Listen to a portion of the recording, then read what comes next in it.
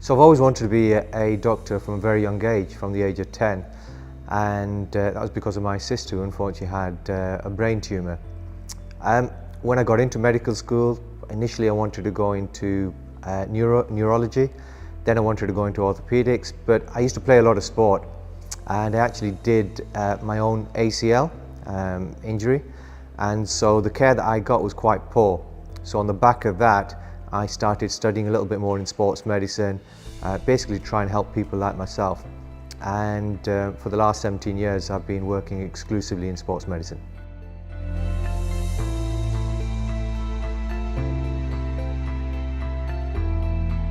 Have a passion for medicine, so make sure that you get into medical school, because that's the hardest bit. Once you've got into medical school and completed the exams, then you can decide which speciality that you want to go to.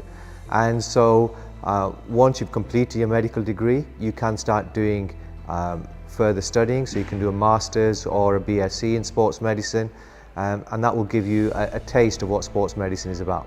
My whole career has primarily been in football, and in about 2016 I was contacted by a cricket player, Umar Amin, and he'd had a problem with regards to his adductor region, and he'd not been able to play properly for about 7 months. So he knew I was working in football. He got in contact with me and said, would I be able to advise him and help him? And I said, look, if you can make it to the UK, then we can take a look. And turned up at the training ground. We worked with him for 4 weeks, and fortunately he was able to get back. And then since then, there's been quite a few players, not just from cricket, but other sports as well, so including football, wrestling, that have reached out from Pakistan to seek advice and get help.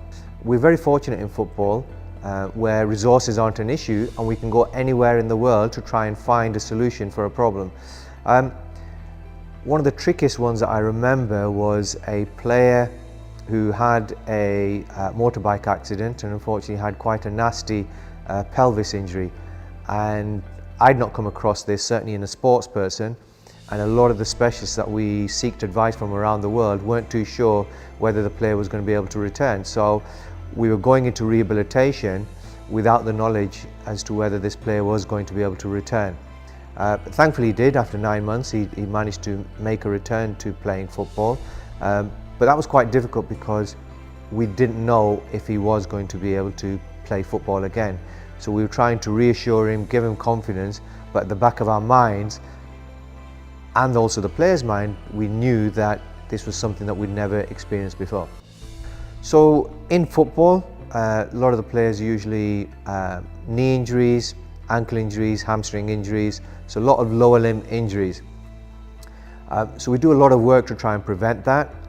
So a lot of strength work is done, also to try and build up resistance to injuries. So we make sure that players are exposed to what they may have to do in a game scenario. So lots of sprinting to try and reduce hamstring injuries, also strengthening of hamstrings, and same with regards to the knees, lots of strengthening of the quads, the hamstrings, the calves.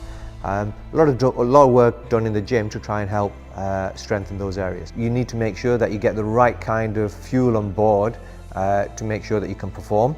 Also from a recovery aspect, again, you need to make sure that you get the right amount of carbohydrate and protein after you've been doing training or playing, because then that will also help you recover quicker.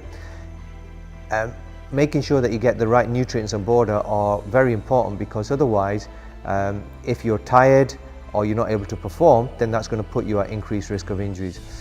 And then those players that are injured, we also give them certain food types to try and help improve their recovery as well.